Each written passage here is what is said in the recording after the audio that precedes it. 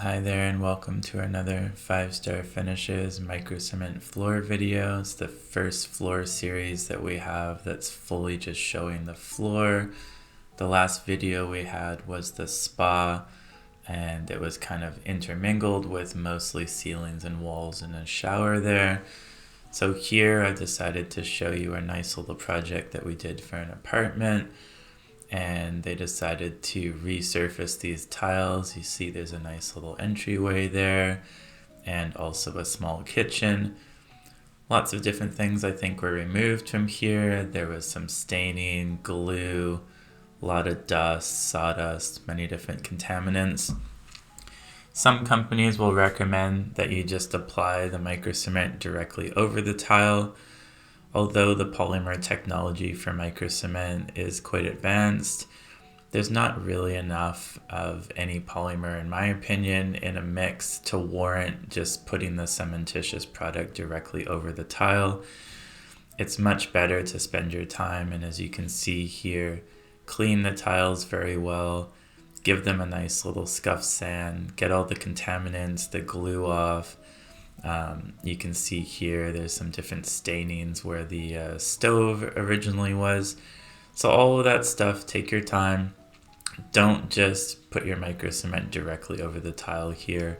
Clean it up and spend the extra amounts of time to even wipe it down, get all of the dust off of it, and then begin applying a primer.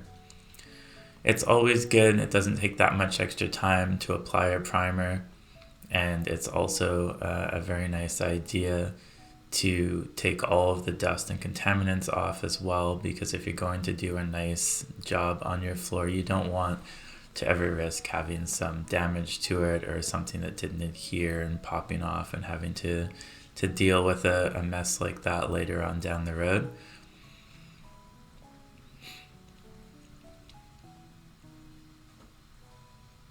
There is some stripping that was kept on around those tiles as well.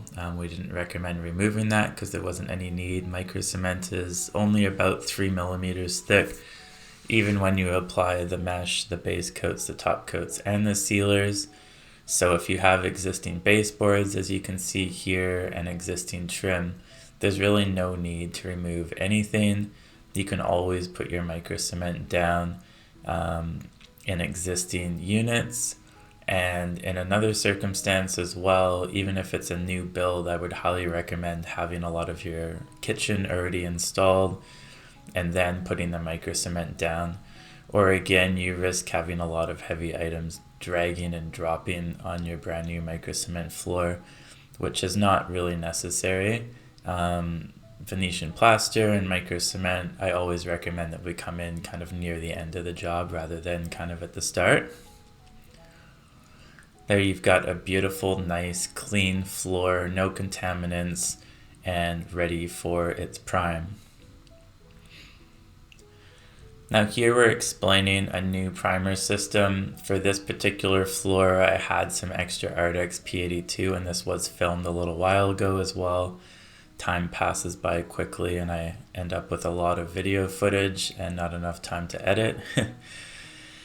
So here I used Ardex P82. It's a decent product. Sometimes it has adhesion issues, and especially if you apply it too thick, it really has to be used by a professional who knows how to use it. And the second issue is it gets very tacky and very sticky. And the issue with that is when you come in the next day and you try to kind of walk on it, sometimes your feet are sticking to it and it's just a little bit difficult. So eventually I decided to make this new product called Extreme Primer Plus. It's a 2-component cementitious primer, and it's also used to fill grout lines on horizontal and vertical surfaces. You can mix it one by one by volume, and you can fill all the grout lines. When you do it by volume, it's going to be a little bit thicker and it's not going to sag on you. And then later on, when those joint lines dry, and they don't take very long, they could take maybe an hour, 2 hours maximum, depending on the thickness and the depth of the grout line, maybe a little bit longer or shorter. And then once those are dry, you want to prime over all of that area again, and you want to follow the guidelines there of mixing part A and B, and then the recommended amount of water. If you have a little bit more of an absorbent area that you're working with, or if you're finding that the product is just a little bit too thick over the tiles, you can always add a little bit more water. You just want a nice thin paint consistency. We're masking everything off here as well. We're leaving, just as you've seen in other videos, about maybe 2 mil up. You can see a little bit of white showing there, maybe 3. You don't want to mask down too low, else you're going to lock that tape down and it's very difficult. So you always want to be probably 3 mils, I'd say, up. And I'm showing the tape line there. This is with the P82. You can see there we did not fill the grout lines on this particular project. They were not very deep, and we were kind of pressed for time on this project. Here, when you do roll your primer out, you want to make sure that it's really forced down, forced into all of those grout lines. And if you've got the P82, you see you just roll straight on, or if you're using some other primer, I know some people purchase their own primers, roll it out really thin and really force it onto the tiles and into the grout lines. If you're using our Extreme Primer Plus system, you already have your grout lines all nicely filled. You only want to fill maybe about 1 inch wide. You don't want some huge joint lines everywhere. And then once they're dry, you don't want to have ghosting or an issue with absorbing random areas too much. So when your water goes in on your sealers and your top coats, it will find that there's more product that you filled those grout lines with. So that's why we always recommend priming the entire floor after filling, to try to alleviate that issue of having any ghosting, and to reduce and eliminate the absorption and create kind of an even layer absorption across the entire floor. Here you see we're taking our time. We've masked everything off. The floor has been sanded, very clean, wiped down, free of contaminants. And now we're vigorously working that primer into the floor and ensuring that we're having a nice, good bond to the tiles. It doesn't take long. You can do your Extreme Primer Plus all in one day. Even if it's a large project, you can have one person going around filling all the grout lines, another person prepping a different area, and 2 or 3 people, one person preps it, then they do the grout lines. Then as the grout lines are dry, if it's a very large floor, people can come back and start priming behind you. It can all be mechanized out. This is the 8X adhesive mesh that we like to use for flooring. It has a tacky adhesive on the back of it. It is a little difficult to unroll yourself. I do know there is definitely some good techniques that you can use to try to unroll it yourself, but again, just taking your time with it if it's a smaller area. For larger areas, I would highly recommend having 2 people, and it's much easier to unroll by having one person hold the roll and then another person trying to kind of pull it out. We also have found that buying the TrimTech spray, the spray adhesive, is very good, especially for vertical surfaces and then floors as well. Even though the 8X mesh has adhesive on the bottom, when you apply it, you're going to find there's little bubbles, little areas that kind of stick up, kinks and wrinkles and different things. It is tough to get your mesh to lay perfectly smooth. So if you find little lumps and bumps and things that just refuse to stick down, we actually spray the area with the TrimTech adhesive spray. Let it set up about 20 seconds, 30 seconds. It will tack up and get really thick. And then you can use that to stick those areas down. The reason this is a nice prep is because if your mesh is not kind of perfectly adhered and then you put your base coat down, whether it's in a shower or a wall or a floor, you're going to have excess mesh kind of sticking up and out. Then you have to kind of scrape it, infill it, and it's a little bit difficult sometimes to get a perfect uniform floor. So the more time that you can spend getting your mesh laid out, adhesed down, and kind of without wrinkles and bumps, your base coats and your top coats are going to be much easier to lay down for you. As you can see here, because it's a smaller space, I'm not wasting time and trying to cut large pieces and fit them. I'm actually using, we have two different sizes of mesh. We have the large size, as you can see, and then we have smaller rolls that are 9 inches wide. They're also adhesive, but they're great for smaller areas, little runs, infilling things. So you can use the large roll to lay your large surfaces out and then just infill your mesh. Personally, there's different camps. Some people say never to overlap the mesh. Some companies say always overlap the mesh. I'd say as a general rule, I don't try to overlap too many joints, but as you can see here, there is quite a bit of overlap. And if you do it right, it's not really an issue.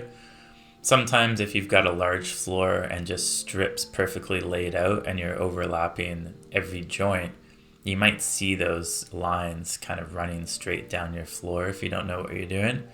Here we've got kind of a more random overlay, and there's not really going to be any straight lines that you can see, and they're overlapping in quite a random fashion.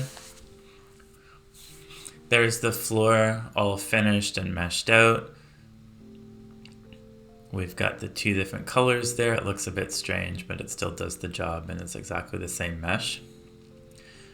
Now we're starting with the base coat. So all of a sudden things are going to start looking a lot cleaner and a lot nicer here. This is our Microcement base coat. We've mixed about 4 liters of water with it, maybe 4.5. It really depends sometimes on how much the fibers absorb in that product. So just start with 4 liters, give it a mix, let those fibers thicken up for a few minutes, and then remix it and apply a little on the floor. If it's too thick, then just add a little bit more water and get it to the right consistency. You don't want the base coat too thin for the floors because you are trying to infill all those little holes in the mesh, and then if you've filled the grout lines beneath as well, you have a little bit of an uneven surface to cover. Or your tiles might even be uneven as well, like a slate tile or something like that. So do not try to use this too thin and just kind of squeegee it out really quickly. You can certainly use a squeegee for this layer. I have many installers that are using the squeegee system and having great success with it. For this, I wanted to show everything by hand. Personally, I like doing a lot of things by hand as well, and that's kind of what our business is based on, by handcrafting products and installing them as well in the best way that we can. For a DIY project, smaller areas like this, you don't really need a squeegee. They're really for much larger, thousands of square feet of floor where you don't want to be on your hands and knees for too long. But yeah, you can see here the product is very easily applying and very easily covering up that mesh. Now, the reason that this is easy to apply right now is the sealer itself is non-absorbent. So you've got tiles that aren't absorbent, and then you've now put a sealer, whether it's the Arctic P82 or whether it's the primer that we recommend, the Extreme Primer Plus. In either case, you're not having any absorption. So all of the water is staying in that product, and it's very, very easy to use here. And that's also another reason why you don't want to water the product down too much, because there's no absorption and nowhere for that extra water in the Microcement to go. Now, in terms of thickness, you can see we're laying it down. You can see a little bit of the joint lines between the mesh there and the overlaps, but all in all, we're pretty much going just about the thickness of the grains of the plaster. We're not scraping it on, and we're not applying kind of excess, so there's lots of thickness or excess lines to the plaster. It's a very delicate balance between just enough to cover, but not too much and not too little. Sometimes people purchase our system and say that we didn't sell them enough product. And it's usually just because they're applying the product in the system too thick. If you think about applying something a mil thick or 2 mils thick across 100 square feet, it's a massive difference in product. It's twice the product and you're barely going to notice the difference. So I hope that from seeing this video, you can kind of glean how much product we're putting on and kind of get that ratio just correct for yourself. You can see there, you can see a little bit of the mesh poking through. When you're using EIFS mesh like this, it almost gives you the exact thickness of the product because the product just kind of sets into the honeycomb, and then you don't want to scrape over it, but just leave just a hair more product just over top of that mesh, and you're going to have a perfect base coat.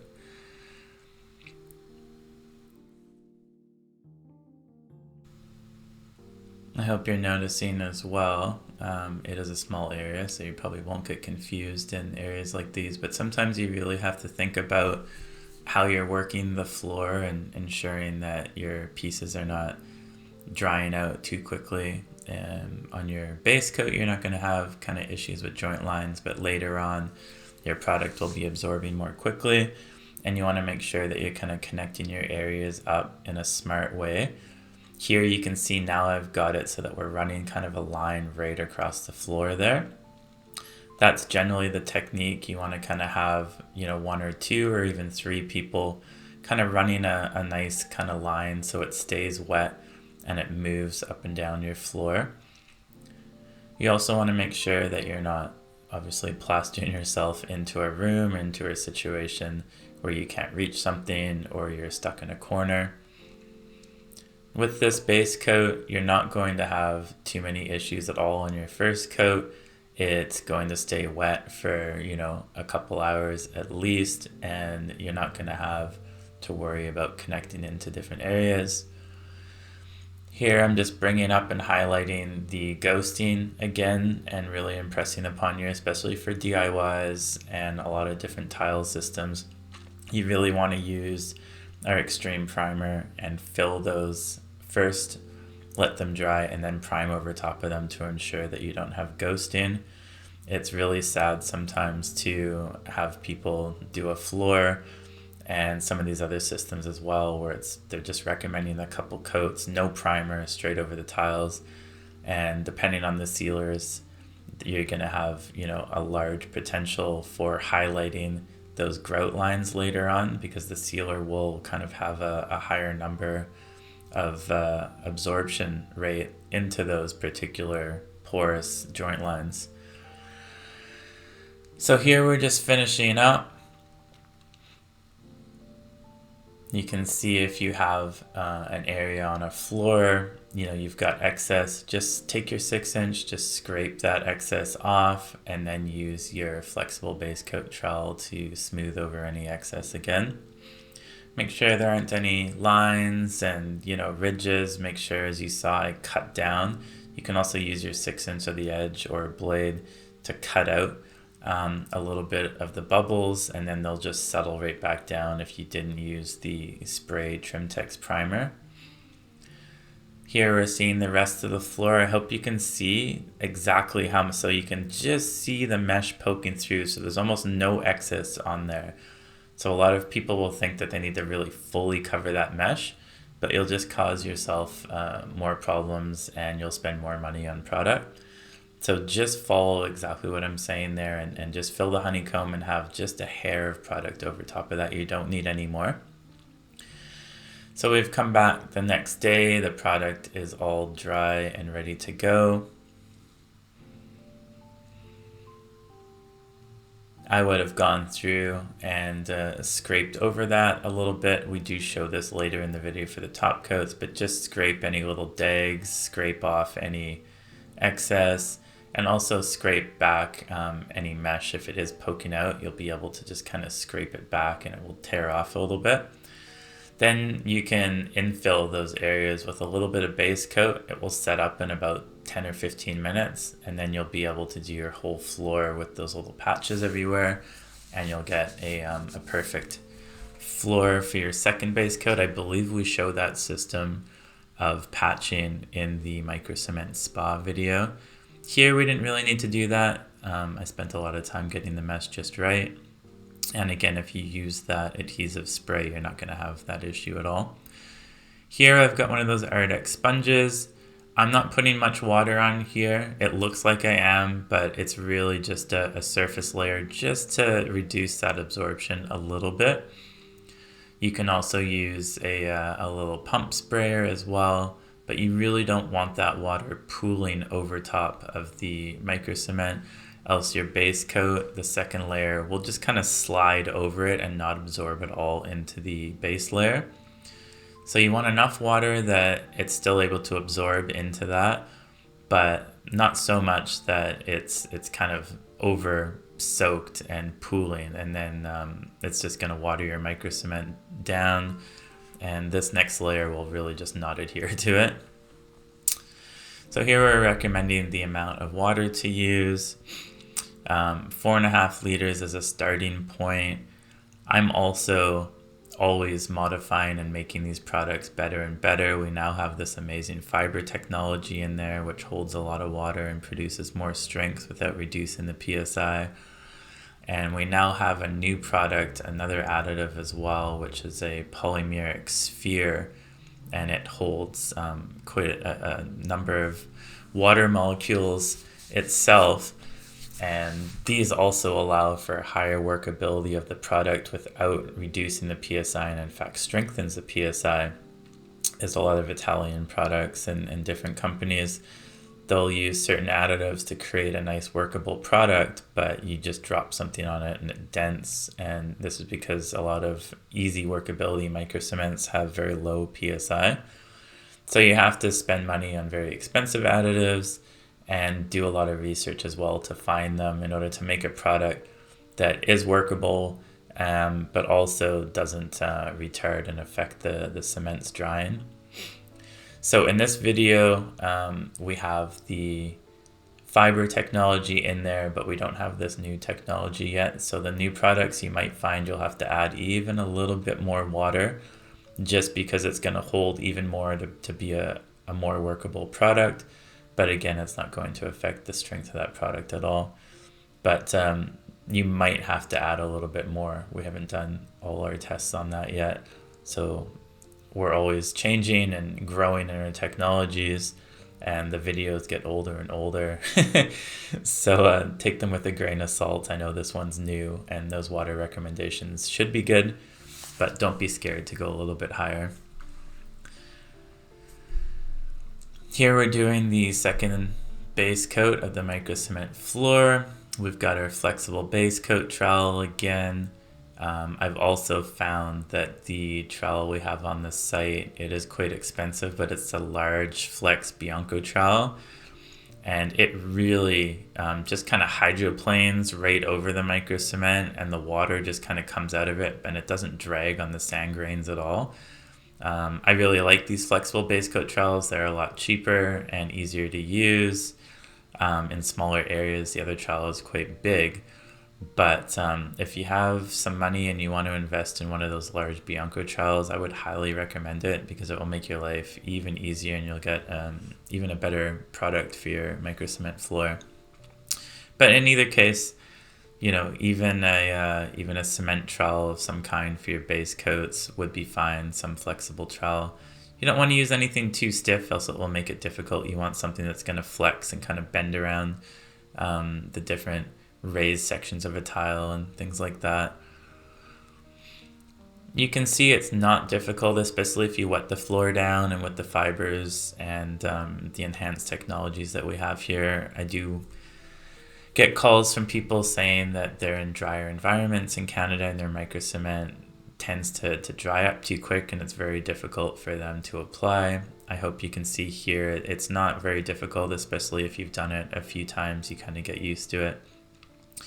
Again, we're working in a way that we're kind of running that line back and forth. We're applying that base coat. I don't think I even have a sponge here. I think the next coat I start sponging. You're going kind of at grain size again here. You can't really tell, but the products work very well together and the systems are well thought out. So each layer, you just need to apply each layer at grain size, and it's going to absorb into itself and just start to hydroplane and produce that nice smooth floor that you're seeing. I'm not trying to add excess, there's no lines. I'm just applying whatever the product takes and whatever absorbs into that base coat and just removing the excess. The sand and the technology itself will kind of do the work for you. You see there's the little lines and ridges there, so I'm just removing that.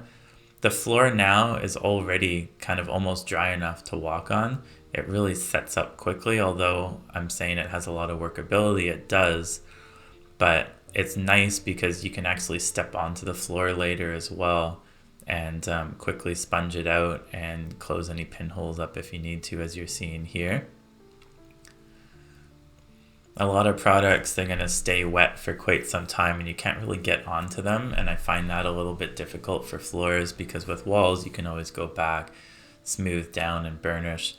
So I like this product and this system that we have because you are able to get onto it, and it firms up enough that you can walk on it, although it's still quite wet and workable, but it's not going to really show imprints of your feet. Again, this is time, place, and circumstance, depends on the substrate, what you're going over, and also the environment that you're in. If the humidity is really high, this process will take longer. And if it's hot and summer and dry, then it's going to happen quite a bit more quickly where you can step on it and start sponging.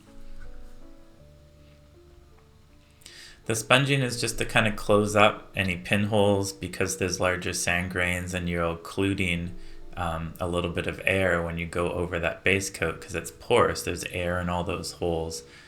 So when you put your second layer over top, it traps all the air in that base coat matrix and all those little holes that it has, and the air has to come out somehow.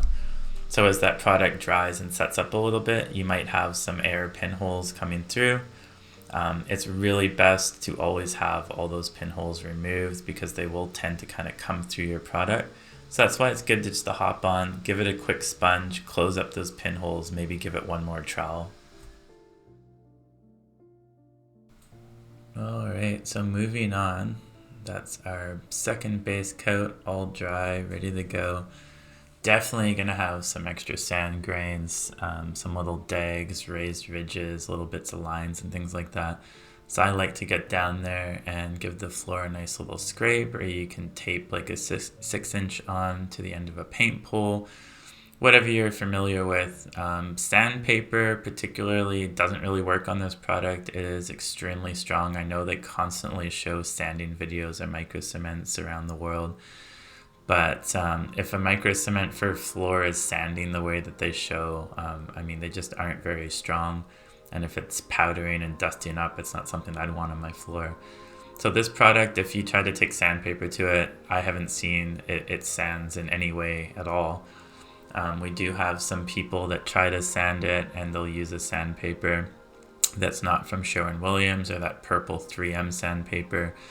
And all you're going to do is have the color from the sandpaper kind of rub off onto your finish. This is very disappointing, especially if it's your last finish.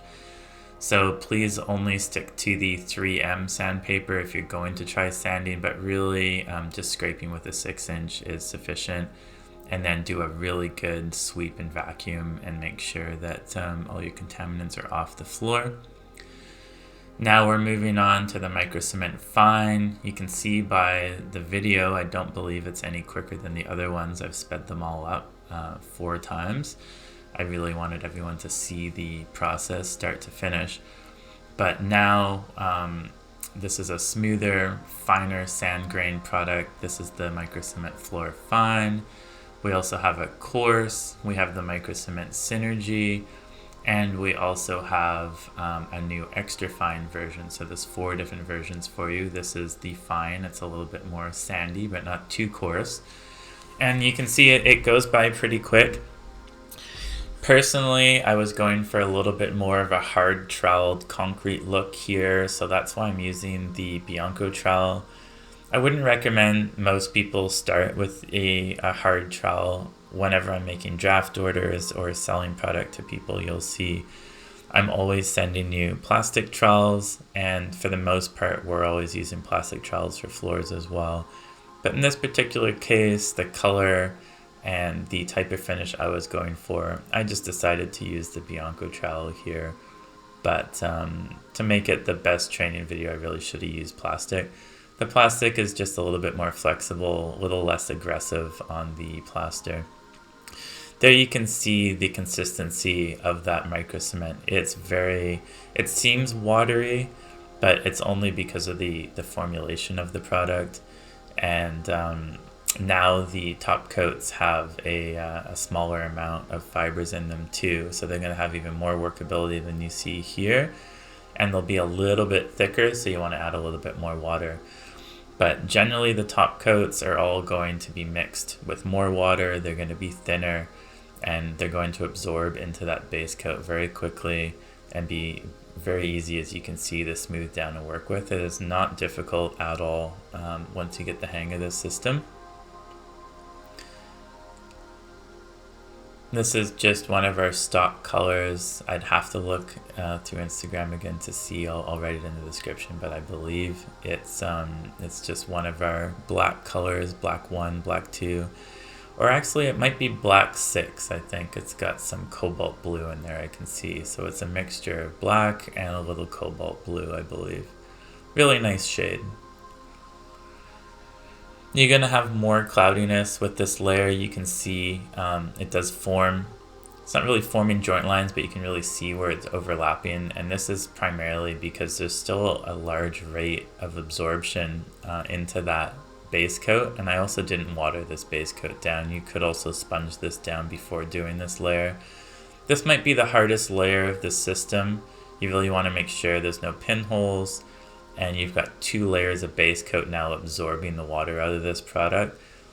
Once you get through this, the floor is quite sealed and a lot less porous, and your final top coat actually goes down very easily. So this might be the most difficult part of the system, and one that you really want to spend a bit of time on, pay attention to. Like I said, make sure there's no pinholes. You can go through with some people have a sponge on the end of a paint pole, and you can actually buy those from like tile shops. They're professional kind of sponge on the end, or you can hop on and just back sponge it by hand as well. The sponging will kind of close up any pinholes and make sure that that's a really non-porous surface for your last coat. Very important. We also stress the importance of closing pinholes in the wall and shower system, because in both cases, having large pinholes telegraphing through all of your layers is a little difficult to manage with a sealer, and you're not going to get a full seal on it. Here again, you can see very quickly I'm able to hop onto the floor, even kneeling down a little bit, and just sponging over it, getting rid of any lines, getting rid of those pinholes, and making sure that it's really strong and perfect for that top coat. This is definitely quite specific to our system, but again, really makes life easy, the fact that you can hop onto it and kind of rework it just like a wall.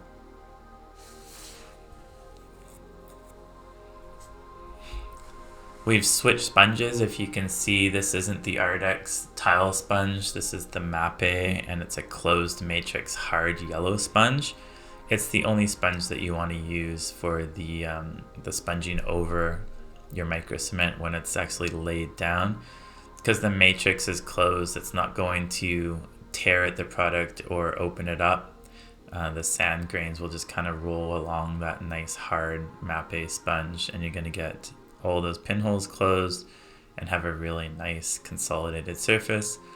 Then you can just hop on again, as you saw, grab a trowel, usually the plastic trowel, and just push those sand grains around and kind of give it a final smooth down.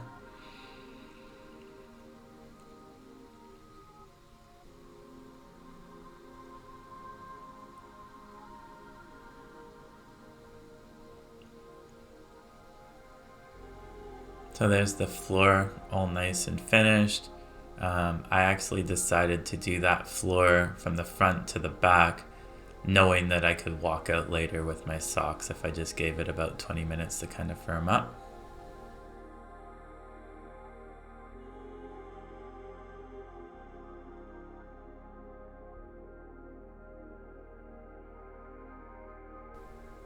So here we're just checking over the floor, seeing if there's any dust, bits of hair. Especially if you're a guy, you're gonna find, leg hairs and different things falling on the floor, which can be a little frustrating with sealers and especially lighter coats. So I do try to go over it and, rag it all down, maybe give another vacuum. You also have to be careful about what type of broom, vacuum, different things you're using. Especially whites too, like don't wear black clothing, don't wear black socks, so you're gonna get black lint on the floor. There's lots of things to consider. So whatever color floor you're doing, this is a darker floor, so I'm not too worried about it. But for pure white floors, I'm gonna wear mostly white socks. I'm not gonna hop on and walk on a white floor with my black lint socks. So little details like that, just keep those things in mind as well. Here we're on to the final layer of Microcement Fine. Probably has, somewhere between 5 and 6 liters of water in it. Again, always start with less, mix it. The less water that you can use, the better strength you're going to get. There's not a huge difference with this product in terms of how much water, but obviously if you're overwatering the product, eventually it's going to fail on you. You never want too much water. So always measure and always use as little as possible at the start. Check the workability. You also don't have the ability to add water with your top coat, because if you do add a little bit of water, it will lighten the product up. The more water that you add, it will lighten the cement. So do a little test, see how you like it. Make sure that the mix is exactly the thickness that you want before you start, because you're going to have to use it for the entirety of that floor. If you have larger floor surfaces, you can mix, a bucket per room and have little transitions that you can't really see kind of where the doors close, or you can mix multiple buckets at the same time. This product doesn't set up for many hours, so you can also mix like a large garbage can full of it. Lots of different options. Here you can see the product's going down really nicely. It's quite easy to work with. Again, I've chosen to run a line across the floor in this direction now. Sometimes you don't want to run the lines the same time. You might have overlaps. Here we're actually kind of going opposite the direction that we did in the other layers. I like those bucket scoops as well. They're great for floors. You can just pick that product up, throw it down. You create like a little ribbon along there as well. Sometimes you can create a ribbon of plaster that's actually connected and just keep it there and let it sit, so that you're not having a joint line. Just pour like a liter of product right across the floor. If you don't have time to work on that area for a little bit, it will keep it hydrated. But this is very quick and easy now. All the prep work is done. There's no lumps and bumps. You've got a nice, smooth, strong, consolidated floor. And all we're doing is really just decorating it at this point.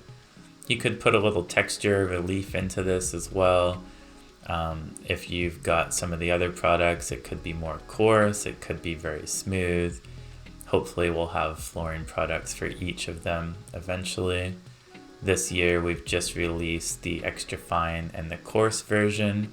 And last year we had the fine and the synergy only. So we went from 2 products to now 4 flooring products. And then they always also come in the light gray version as well, which is just using a portion of gray cement as the actual tint in the product, and then the rest is still white cement.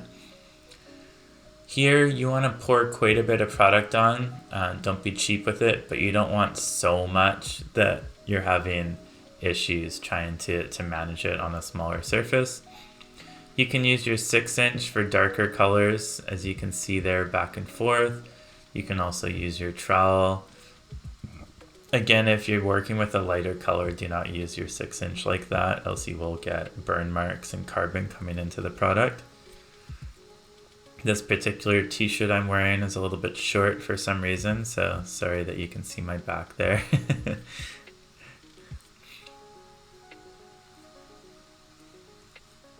So we've just got this little corner left. I'm just testing. It's a little bit sticky there still, but I was able to put my foot on it and get a bit of work. You can definitely step on it later on once it sets up, and you'll see that later, doing a little bit of a hard trowel on it.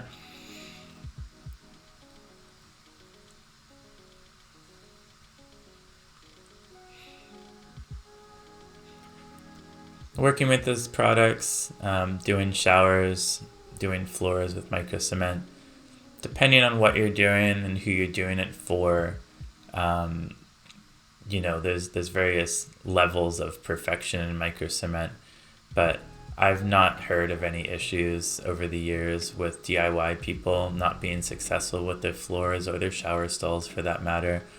And I always do highly recommend that DIY people, if you're really into doing your own work, do not be afraid whatsoever. We do have a comprehensive system right from the primer up to the sealers. I'm trying more and more to release all of the information so that you can see exactly how to do it yourself. And I really feel confident that you can do a really good job and do your own projects. And the same thing for professionals as well. I hope these videos and these systems help make your job just a little bit easier. We also have a lot of training courses coming up. We're launching a whole line of courses next year. We've got one coming up next week, December 2024 here.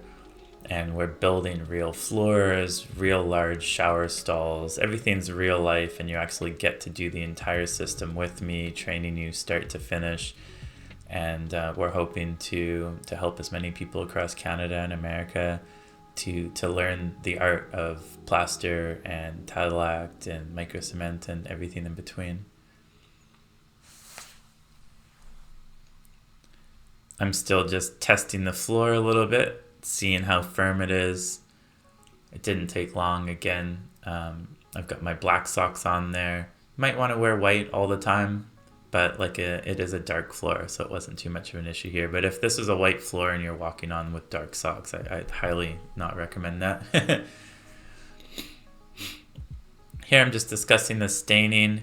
Another option for these floors is you can choose any color from Benjamin Moore, Sherwin-Williams, and come back to these floors. If it's the Synergy, just stain it with the sponge straight up.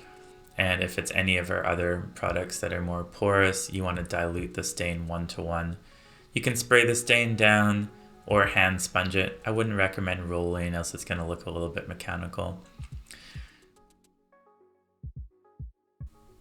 So all the plaster layers are now finished. This is the Microcement Floor Fine, all dried. The fine is going to absorb quite a bit of water here. The coarse as well, the extra fine a little less, and then the Synergy doesn't absorb very much at all. So you'll see different recommended sealer protocols for inside a shower, for outside, for inside, 2-day sealer protocols, 1-day sealer protocols. They're all different. Make sure that you read these and are very clear on what you're doing.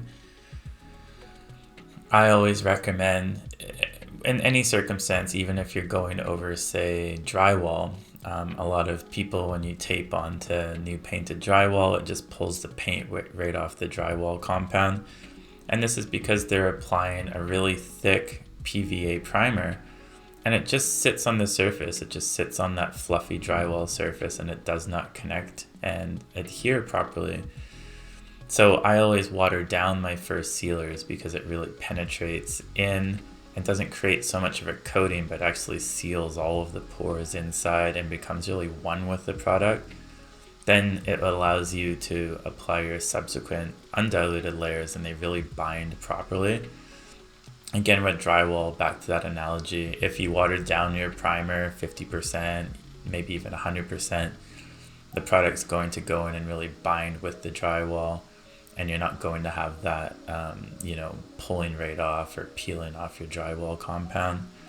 Again, when we do a lot of our projects, especially in technical areas, say hood ranges and especially fireplaces, we always recommend just to leave it raw in the way that we ask for it to be prepped. Do not put any paint primer onto it because again, it just lacks the adhesion the way that they do it.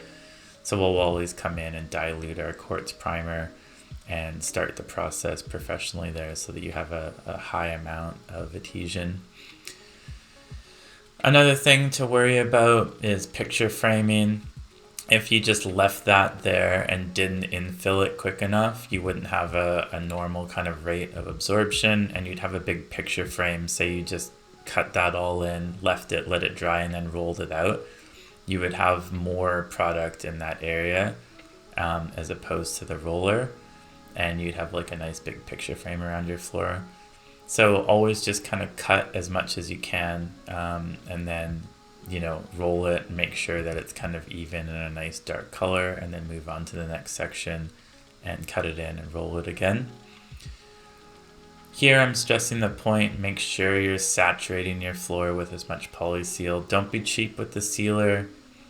Put as much as the floor can handle on. Make sure that you're really filling the pores and don't just kind of roll over it so that you're not really getting the product deep into it and filling over. If you do have a few pinholes or something, you really want to make sure that they're filled in.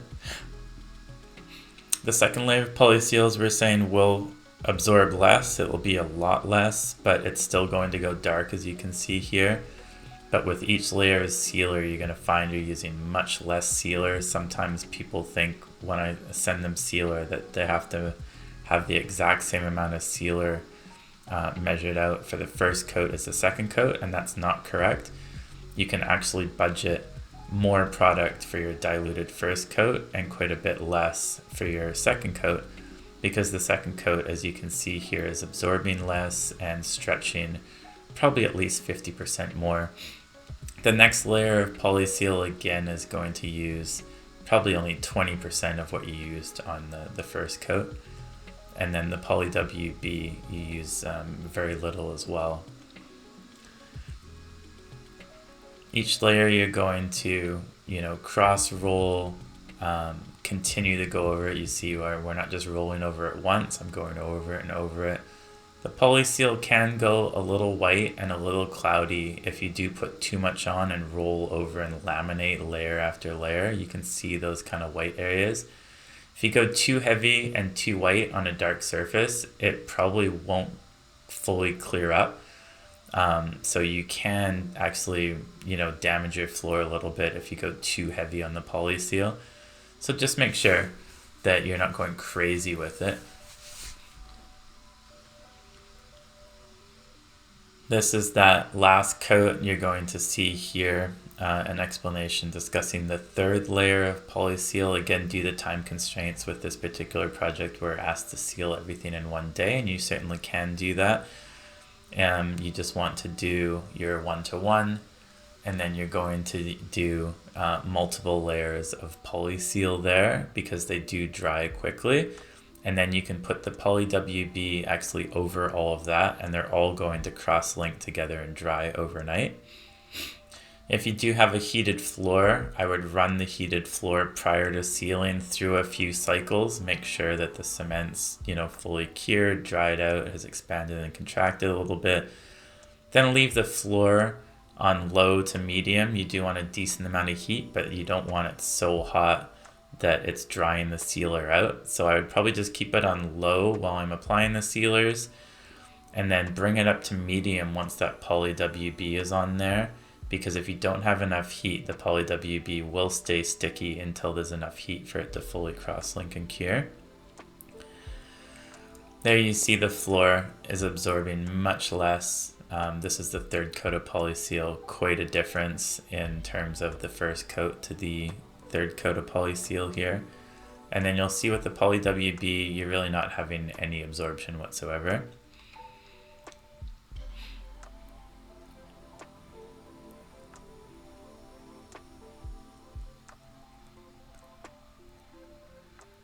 So this is the 2-component water-based poly. Some people might ask for matte sealers in showers and floors. There's really very few matte sealers even left in the world, and the ones that do exist, they don't have really the strength and durability that you're looking for technical areas. Matte sealers, just in general, they have to really chemically disrupt the surface of the sealer, and I've spoken to manufacturers about this. All sealers start at a gloss naturally, and then anything after that, they have to damage the sealer in a way to bring the gloss down. So we only offer a semi-gloss. We don't normally offer gloss as well, although the Highwear is gloss without the Part C. But this 2-component water-based poly is extremely aggressive, very durable, and instead of being a 2-to-1 mix, a 4-to-1 mix, which you'll find again in a lot of Italian systems, this is actually a 2-to-1 mix, quite robust, very thick, and more cross-linking happening here for your chemical cure as well as the air drying. It's a very thick product. It goes on quite smooth. You can put a lot of the product on there, but you're going to find it doesn't absorb much, and it does stretch quite far, but it is a little bit thicker build. So you want to roll over it many times and really kind of build that layer up, but don't allow it to pool. It also has a recoat window. The poly seal itself has infinite intercoats, which means that you could seal it today, seal it in a month, seal it in 10 years. It's always going to stick to itself. With more aggressive polyurethanes such as this, they actually dry in a way that they don't overcoat outside of the window. So this is a good window, about 18 hours. I'd say max 24, but usually about 18 hours. You want to make sure that you're overcoating, or you will have to sand that product a little bit to create a profile again. I think you can see from the video here as well how much kind of thickness and extra gloss this has, and you really want that for more durability, for washability, and overall wear and resistance. If you're in a kitchen or a backsplash or a countertop, I do highly recommend using the Highwear, as it's even more durable and very good for stain resistance.